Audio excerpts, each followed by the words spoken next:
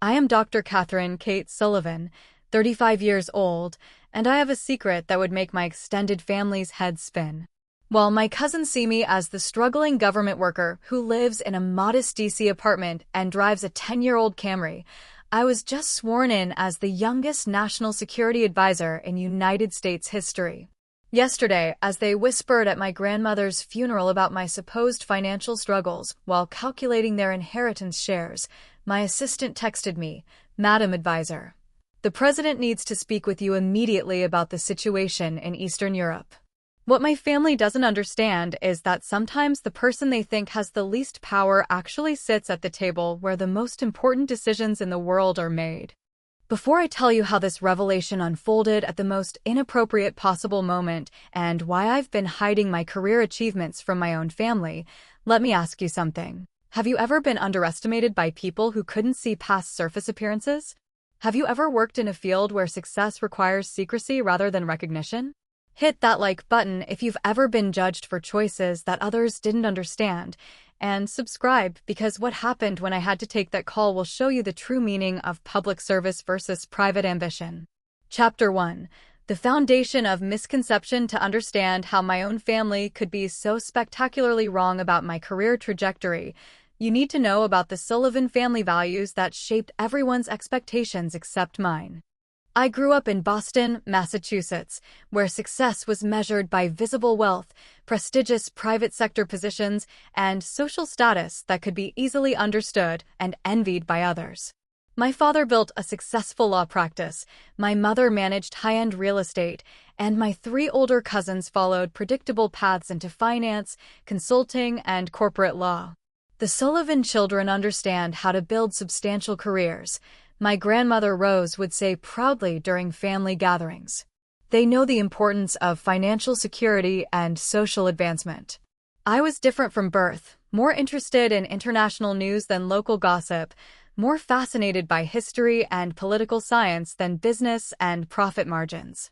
While my cousins Thomas, Michael, and Patricia were learning about stock portfolios and networking strategies, I was reading diplomatic cables that had been declassified decades later and studying the decision-making processes that shaped foreign policy during major historical crises. Katie has always been idealistic, my mother would tell her friends with the same tone she might use to describe a chronic medical condition. She talks about public service like it's actually a career path.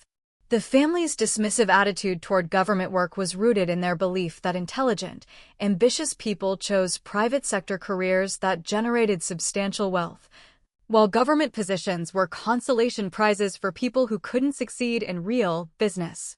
When I chose to study international relations at Georgetown instead of business or law, the family disappointment was immediate and vocal. "Katie, government work doesn't pay enough to support the lifestyle you're accustomed to," my father warned.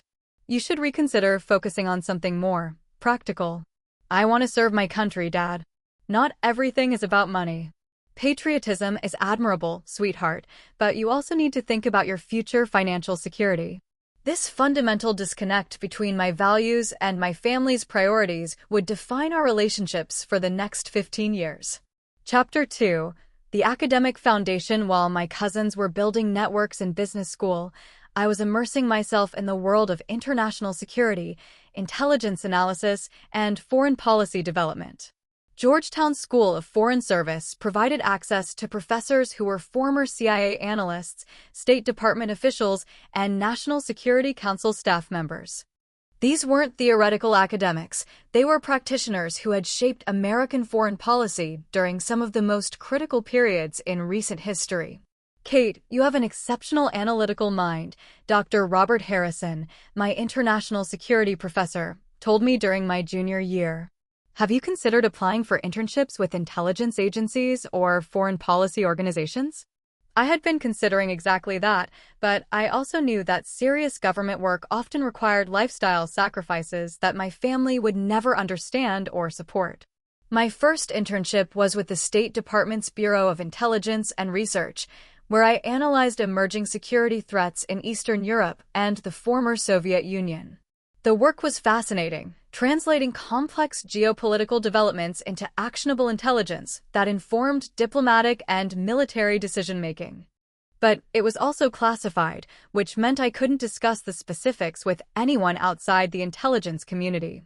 "How was your internship, Katie?" my cousin Thomas asked during one family dinner. "Interesting," I replied. "I learned a lot about international relations." "But what exactly did you do? Did you meet important people? Make connections that could help your career?"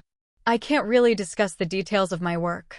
This response was interpreted by my family as evidence that my internship was unimportant rather than classified, reinforcing their assumption that my career choices were leading nowhere significant. Chapter 3. The Career Trajectory. After graduate school, I was recruited by the Central Intelligence Agency for their Presidential Management Fellows Program, a fast-track leadership development initiative for exceptional candidates with advanced degrees and specialized expertise.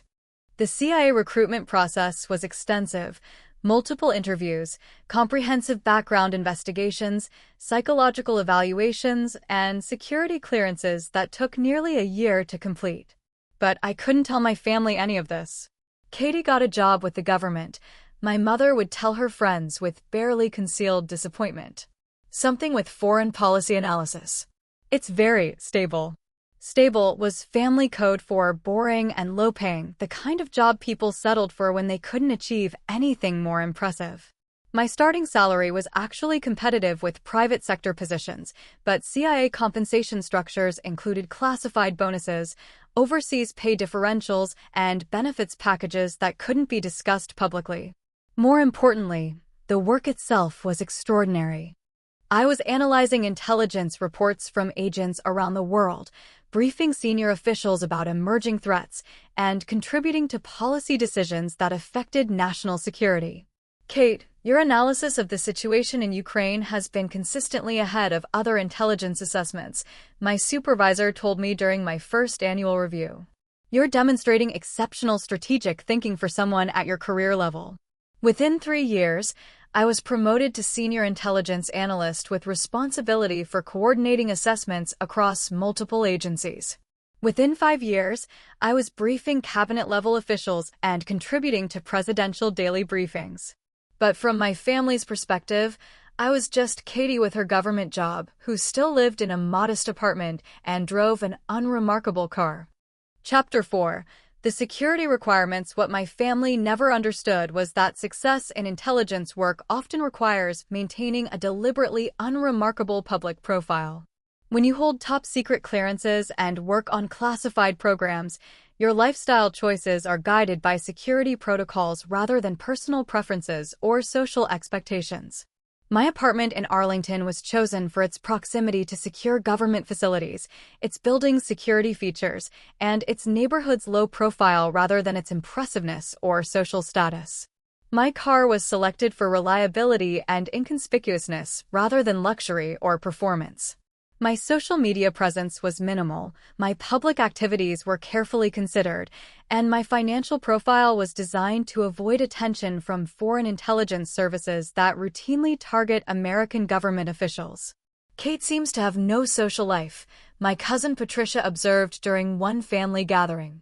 "She never posts anything interesting online, and she always declines invitations to parties or networking events."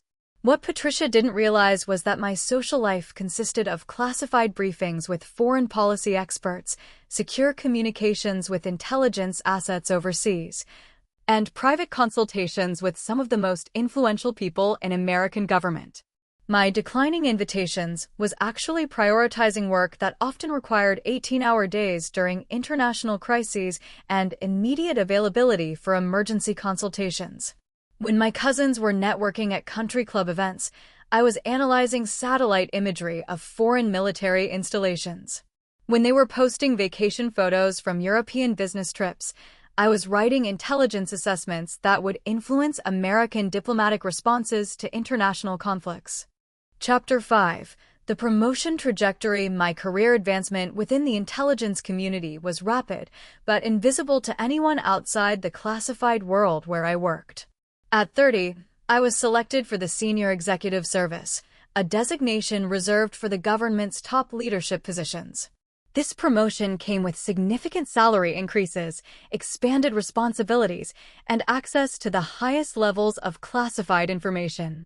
At 32, I was appointed as Deputy National Security Advisor, making me one of the youngest people ever to hold that position.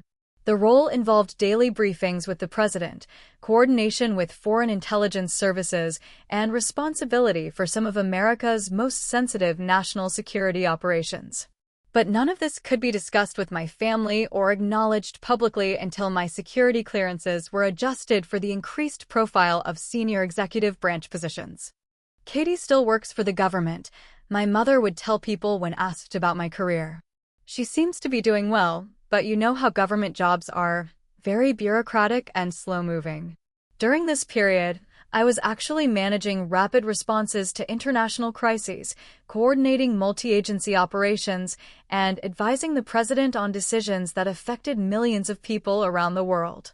The disconnect between my actual responsibilities and my family's perception of my career became increasingly surreal during family events.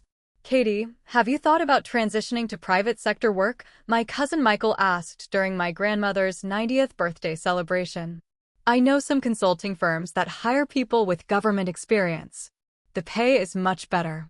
I'm satisfied with my current position, I replied. But don't you want to make real money eventually? Government salaries are so limited. I was making more than any of my cousins, but I couldn't explain that without revealing classified information about executive branch compensation structures.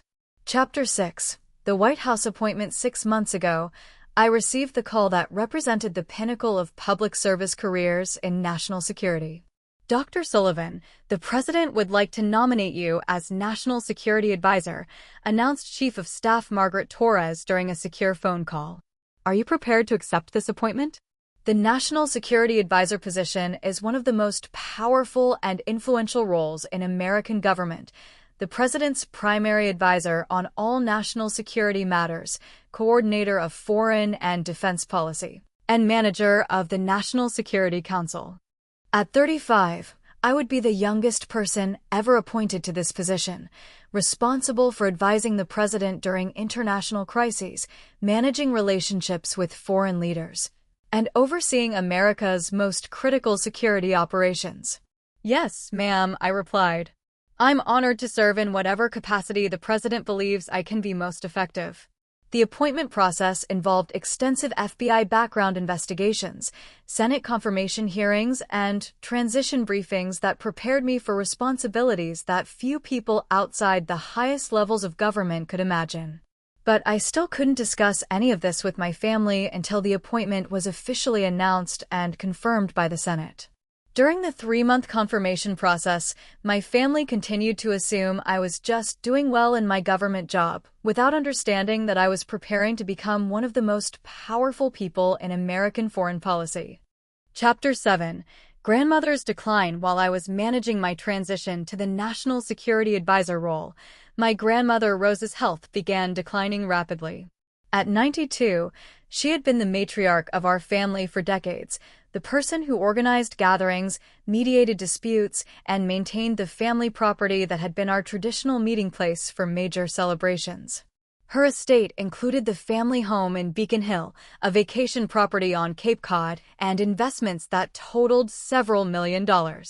More importantly to my cousins, she had never clarified her inheritance intentions beyond general statements about taking care of family. Grandma Rose has been asking questions about everyone's financial situation, my cousin Thomas mentioned during one of her final hospital visits. I think she's trying to decide how to structure her will. The implication was clear. Grandmother was evaluating which family members needed financial support versus which ones were already successful enough to manage without inheritance assistance. From my family's perspective, I was obviously in the first category, the struggling government worker who would benefit most from grandmother's financial legacy. Katie has been so dedicated to public service, grandmother told my mother during one of their conversations. I worry about her financial security. Government work is admirable, but it doesn't provide the same opportunities as private business. These conversations were being reported back to my cousins, who began calculating inheritance distributions based on their assumptions about everyone's relative financial needs and career success. What they didn't realize was that my government salary, combined with security clearance bonuses and executive-level compensation, had allowed me to accumulate substantial savings while living modestly for security reasons. More importantly, my upcoming appointment as National Security Advisor would make me financially secure for life, with post-government opportunities in consulting, academic, and private sector roles that leveraged my high-level experience and security clearances. Chapter 8. The final day's grandmother, Rose, passed away on a Tuesday morning while I was in a classified briefing about emerging threats in the South China Sea. My assistant handed me a note during the meeting: "Family emergency. Please call your mother immediately." I excused myself from the briefing, returned the secure phone call, and learned that grandmother had died peacefully in her sleep after weeks of declining health. "Katie, we need you to come to Boston as soon as possible," my mother said. "The funeral is planned for Friday, and there will be family meetings about grandmother's affairs." "Of course, Mom. I'll arrange to be there tomorrow." What I couldn't explain was that arranging to be there involved coordinating with White House schedulers, security personnel, and intelligence briefers to ensure that the National Security Advisor could attend a family funeral without compromising ongoing operations or classified information. The logistics of my travel to Boston required more coordination than my cousins' international business trips, but from their perspective, I was just taking time off from my government job to attend family events. Chapter 9. The funeral gathering. Grandmother Rose's funeral was held at St. Patrick's Cathedral in Boston, with a reception afterward at the family home in Beacon Hill. I arrived wearing a simple black dress and modest jewelry, appropriate for mourning and consistent with the security protocols that governed my public appearances. My cousins, meanwhile, used the occasion to showcase their professional success through expensive clothing, luxury accessories, and detailed discussions of their business achievements and financial status. Thomas just closed a deal that netted his firm $12 million in fees, Patricia announced during the post-funeral reception. Michael's consulting company is expanding to 3 new international markets.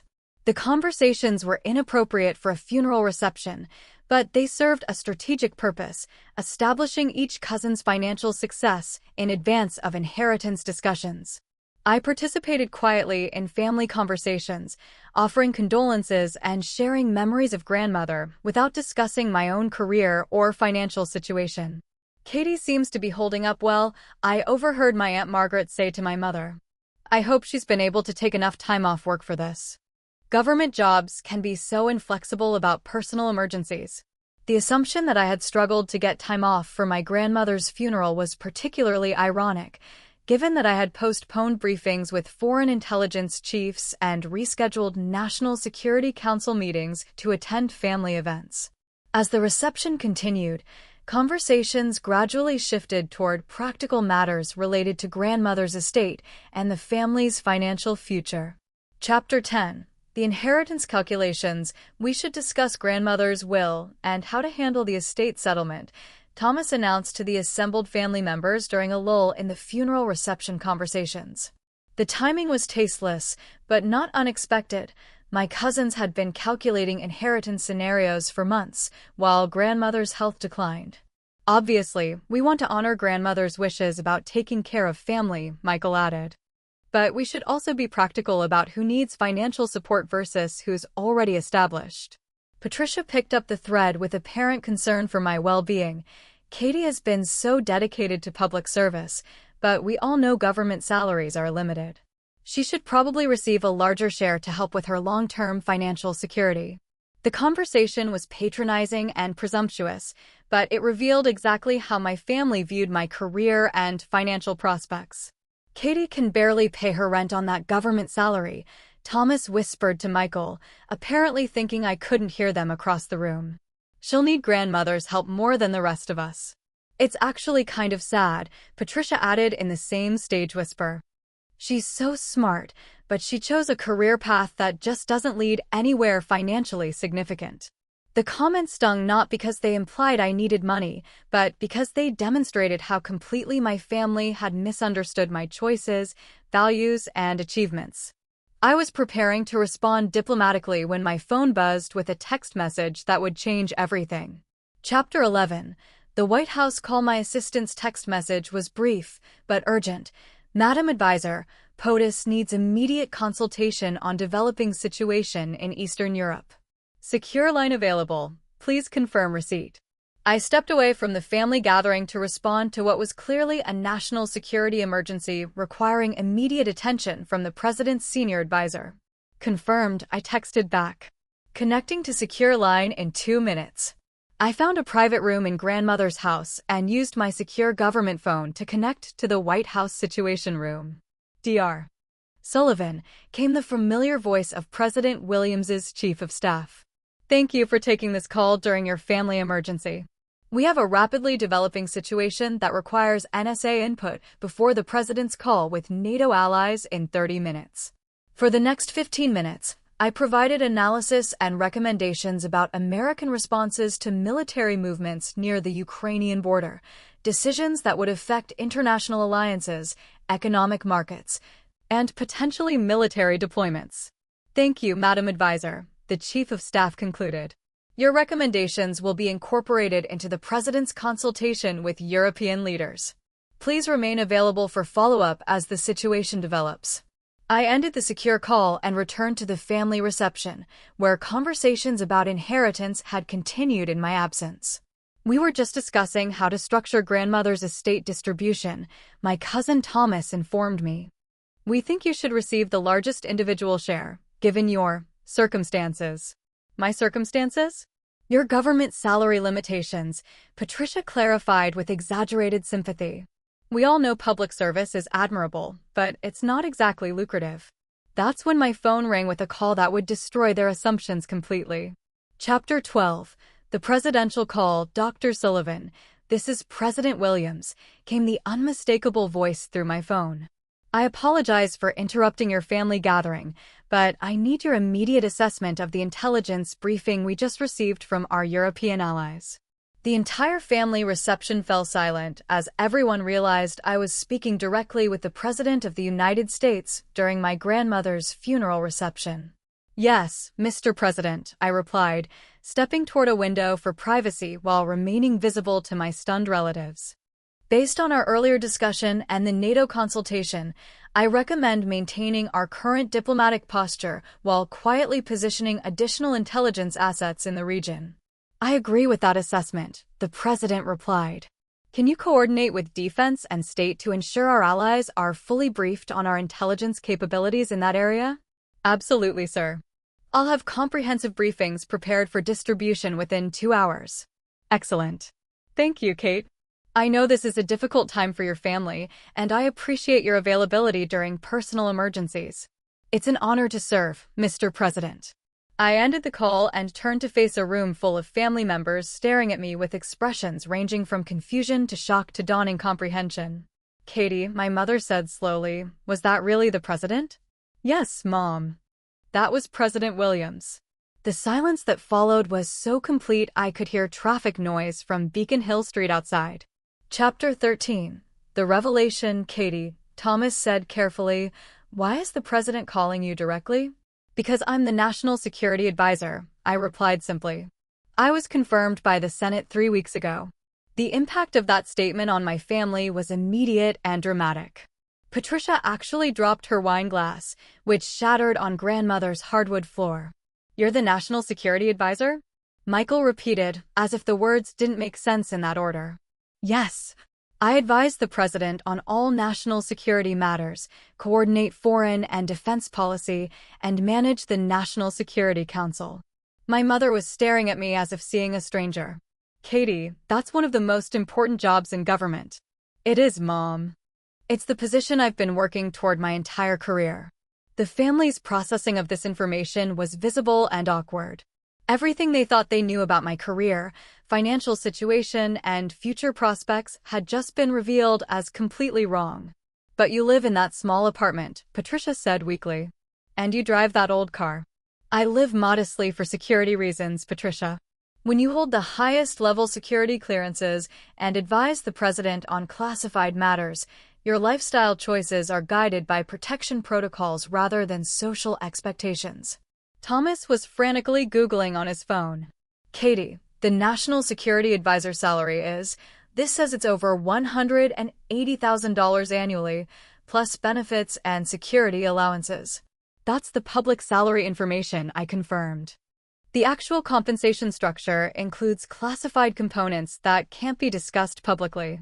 The realization was sinking in that not only was I not the struggling government worker they had assumed, but I actually held one of the most powerful and well-compensated positions in American government. Chapter 14. The family recalibration. The revelation about my appointment as National Security Advisor sent shockwaves through the funeral reception that completely changed the family dynamics around inheritance discussions. Katie, my Aunt Margaret said shakily, we had no idea about your level of responsibility in government. I couldn't discuss my career progression while security clearances were being processed and Senate confirmation was pending, I explained. Most of my work for the past decade has been classified. My cousin Michael was still processing the implications. Katie, if you're the National Security Advisor, that means you're one of the most powerful people in Washington. I serve at the pleasure of the president and focus on protecting American interests around the world. But the influence, the connections, the post-government opportunities. Thomas was calculating rapidly. Katie, you could transition to consulting or private sector roles worth millions annually. That's not why I chose public service, Thomas. I'm focused on the responsibilities I have now, not future financial opportunities. The conversation was interrupted by another secure call, this time from the Secretary of Defense regarding military coordination with European allies. Excuse me, I told my family. I need to take this call privately. I spent 20 minutes in grandmother's study coordinating intelligence, sharing protocols, and military readiness assessments, returning to find my family engaged in hushed conversations about completely revised inheritance expectations. We've been discussing grandmother's will, Patricia said awkwardly when I returned. Obviously, our previous assumptions about everyone's financial needs were incorrect. I appreciate your concern for my financial security, I replied diplomatically, but I've been fortunate in my career progression. Chapter 15. The new understanding. The remainder of the funeral reception was surreal as family members adjusted to completely different perceptions of my career, influence, and financial status. Conversations that had focused on my supposed limitations now centered on questions about my responsibilities and experiences in high-level government service. Katie, do you actually meet with foreign leaders? My teenage nephew asked with genuine curiosity. Yes, I coordinate with counterparts from allied nations and brief the president on international relationships. Have you been to the White House? I work there, Danny. The National Security Advisor's office is in the West Wing. These revelations were transforming not just how my family saw my career, but how they understood government service and public policy work. I never realized that government positions could be so significant, my mother admitted. I always thought private sector careers were more important. Government service and private sector work serve different purposes, Mom. Both are valuable, but they have different goals and different measures of success. My father, who had spent years encouraging me to leave government for more lucrative private sector opportunities, was processing the realization that I had actually achieved extraordinary success within public service. Katie, I owe you an apology, he said quietly. I never understood what you were building in your government career. Dad, you wanted me to be successful and financially secure. I achieved both, just not in ways that were visible from outside the intelligence community. Chapter 16. The will. Reading. The next day, grandmother's attorney gathered the family for the formal reading of her will. A process that had been anticipated for months, but now carried completely different implications given the revelation about my career. Rose Sullivan left very specific instructions about her estate distribution, announced attorney Patricia Morgan, no relation. She spent considerable time evaluating each family member's circumstances and future needs. The will reflected grandmother's assumptions about our relative financial situations, assumptions that had been completely overturned by the previous day's revelations. To my grandson Thomas, who has built a successful law practice, I leave the Cape Cod property and $50,000. To my grandson Michael, who has established himself in consulting, I leave my investment portfolio valued at approximately $400,000. To my granddaughter Patricia, who has managed her finances well through marriage and career, I leave $100,000. To my granddaughter Catherine, who has dedicated herself to public service despite financial limitations, I leave my Boston home and the remainder of my estate, valued at approximately $1.2 million. The room fell silent as everyone processed the irony of grandmother's final gift. She had left me the largest inheritance based on her assumption that I needed the most financial support, when in reality I was the most financially secure person in the room. Katie, Thomas said after a long pause, grandmother had no idea about your actual situation when she structured this will. No, she didn't, I agreed. She made decisions based on the information she had available. Chapter 17. The ethical decision. The inheritance situation created an ethical dilemma that required careful consideration of family relationships, grandmother's intentions, and my own values about wealth and fairness. Katie, Patricia said hesitantly, would you consider redistributing some of the inheritance? Since grandmother's assumptions about financial needs were incorrect. It was a reasonable question that reflected the awkward reality of inherited wealth based on outdated information. I've been thinking about that, I replied. Grandmother wanted to take care of family members according to their needs and circumstances. Her information was incomplete, but her intentions were clear. I had already decided to establish a family trust that would redistribute most of the inheritance according to current circumstances rather than grandmother's assumptions. I'll keep the family home because of its sentimental value, but I plan to establish a trust with the remaining inheritance that supports family members' education, healthcare, and emergency needs. Katie, that's incredibly generous, Michael said. But are you sure? You inherited this because grandmother wanted you to have financial security. I have financial security through my career, Michael. Grandmother's gift can serve her intentions better by supporting the entire family's long-term well-being. The decision reflected my values about wealth, family responsibility, and the purpose of inheritance, principles that had been shaped by my career in public service. Epilogue. The new normal 6 months after grandmother's funeral and my family's discovery of my actual career, our relationships have evolved into something healthier and more authentic than ever before. My family now understands that government service can represent the pinnacle of professional achievement rather than a consolation prize for people who can't succeed in private business. Katie has taught us that success comes in many forms, my mother told her friends recently. Public service is just as valuable and prestigious as private sector careers. We just didn't understand that before. My cousins have developed genuine interest in foreign policy and national security, often asking thoughtful questions about international relations and American diplomatic strategies. Cousin Katie advises the president on world affairs. My nephew tells his friends with obvious pride. She helps make decisions that affect the entire world. The family trust has provided support for education expenses, medical emergencies, and other needs that align with grandmother's intention to take care of family, while reflecting current rather than assumed circumstances. Most importantly, my family now understands why I chose careers that prioritize service over profit, impact over recognition, and national interests over personal advancement. The National Security Advisor position continues to provide extraordinary opportunities to serve American interests while working with remarkable professionals who have dedicated their careers to protecting our country. Dr. Sullivan, your strategic thinking continues to exceed expectations, President Williams told me during a recent briefing. The intelligence community speaks very highly of your leadership and analytical capabilities. That recognition from colleagues and superiors who understand the complexity and importance of national security work means more to me than any level of financial success or social status that private sector careers might provide.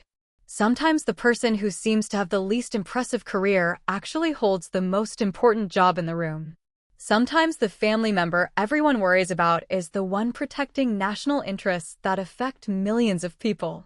And sometimes the most successful person is the one who chooses service over profit, security over recognition, and country over personal ambition. If this story resonates with you, please share it with anyone who has chosen public service over private profit or been underestimated because their work couldn't be discussed publicly.